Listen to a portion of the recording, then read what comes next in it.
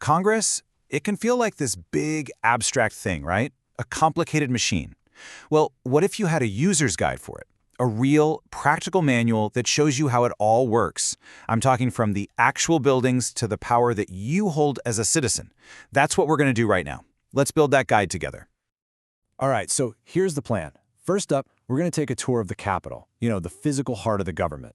Then we'll get into who's actually running the show and how the power works. After that, we'll look at those really dramatic, high-stakes moments, and then jump to how you can follow all of this from home with some amazing digital tools.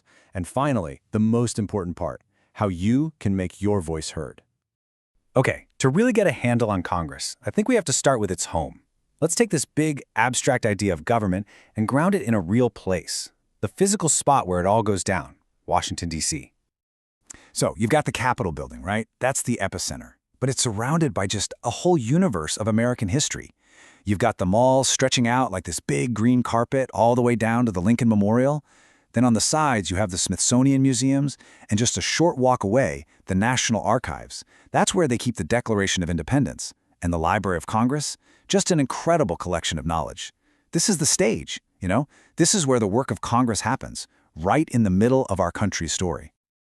All right, so we've seen the buildings, now let's head inside. Who's actually in charge? Who's running the show? Because if you want to understand how anything gets done, you absolutely have to understand the people, the power structure, and the political game. Okay, so this chart kind of gives you the big picture, the historical ebb and flow of political power in the U.S. You can see these periods where one party had total control, the House, the Senate, and the White House. But honestly, the most interesting parts, the really juicy stuff, is when that power is split. That's when things get complicated and fascinating. Take this, for example, the 80th Congress, right after World War II. You've got a Democrat in the White House, President Truman, and he's facing a Congress that's completely controlled by Republicans. I mean, both the House and the Senate. That's what we call divided government, and it can lead to total gridlock. But it can also lead to incredible compromise. I mean, this exact Congress worked together to pass the Marshall Plan, a huge deal that rebuilt Western Europe. So this tension, this dynamic, it's been at the heart of some of the biggest moments in our history. So how do the parties organize all this? Well, think of it like a sports team. In both the House and the Senate, you have the majority and minority leaders. They're like the head coaches, setting the game plan. Then you have the whips. Their job is literally to count votes and, whip their party members into line to vote the right way. But the real MVP, the most powerful position, is the Speaker of the House. This person is the top dog, second in line for the presidency, and they have enormous power to decide what even gets voted on. Okay, so we've got the place and we've got the people. But what happens when there's a huge crisis and Congress isn't even in session? They're on recess or something.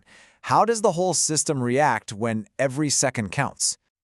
Well, the framers of the Constitution were pretty smart about this. They knew that emergencies don't really care about the legislative calendar, so they built in a kind of emergency button for the president. It's the power to call Congress back to Washington for what's called an extraordinary session.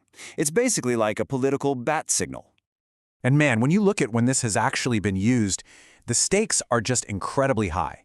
We're talking about the brink of war, huge economic crises, major treaties. I mean, look at this one, July 4th, 1861. That's Abraham Lincoln calling Congress into session to deal with what he called the insurrection of Southern states, the start of the Civil War. Wow. These are the moments when everything is on the line.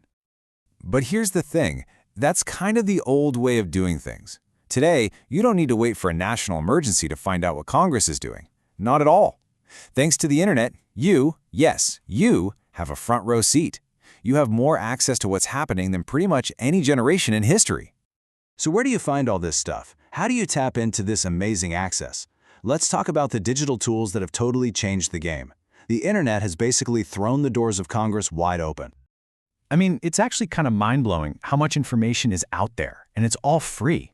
You've got Thomas, which has the full text of bills going way back. Then there's House.gov and Senate.gov for the daily schedules, votes, and info on every member. And if you want to go deep, you have GAO.gov for investigative reports and CBO.gov for budget analysis. It's all right there, just waiting for you. Okay, so now you've got the tools. You know how to find the info. You can literally track a bill from the moment it's introduced, see how your representative votes on it, and even read up on the economic impact. So, what's next? The only thing left is to use that knowledge and actually make your voice heard, to become part of the process yourself. And look, there are a few simple rules that make a huge difference. Seriously. First, write to your own reps. Second, use your own words. Skip the form letters. They can spot those a mile away. Third, timing is everything. Write when the bill is actually being debated.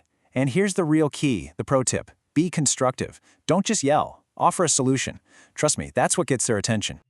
All right, so if you're going to go old school and send an actual letter, which, by the way, can be really effective, the little details matter. For a U.S. senator, this is the exact format you want to use on the envelope. It's a small thing, sure, but it shows you took the time and you're serious. And for a member of the House of Representatives, it's almost the same thing. The address is just slightly different. Notice the zip code there, 20515. Again, a tiny detail, but it makes sure your letter lands in the right pile, no delays. But of course, you don't have to mail a letter. This quote nails it. Email has totally changed the game, making it faster and easier to get in touch. The bottom line is, whether it's an email or a letter, you have a direct line. You can reach out and talk to the people who represent you. I mean, that's what this is all about, right? So there you go. From the actual buildings in D.C. to the people who run the place. From those huge historical crises to the websites you can pull up on your phone right now, you've got the user's guide. Congress is more accessible than it has ever been in history. So the real question, the final question is, what are you going to ask?